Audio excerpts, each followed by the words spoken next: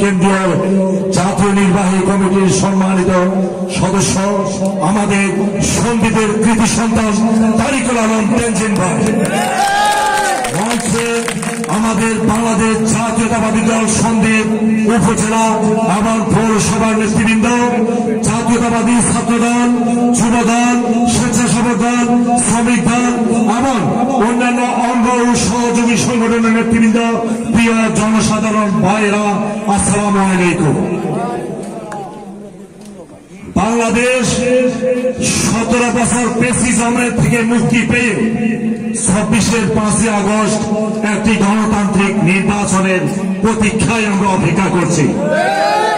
সেই নির্বাচন, কাঙ্ক্ষিত সেই নির্বাচন ইনশাআল্লাহ 26 সালের ফেব্রুয়ারি মাসে প্রথমার্ধে অনুষ্ঠিত হবে ঘোষণা দিয়েছে বাংলাদেশের অন্তর্বর্তীকালীন সরকারের প্রধান উপদেষ্টা।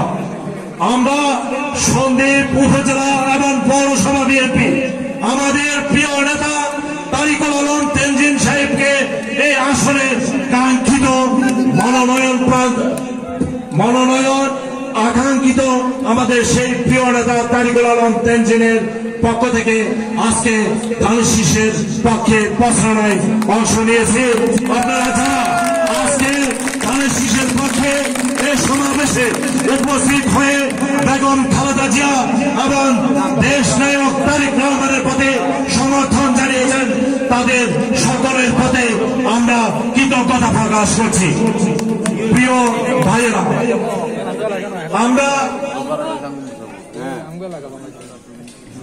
আমরা বাংলাদেশের বর্তমান প্রেক্ষিতে একটি বিষয় উল্লেখ করতে হয়।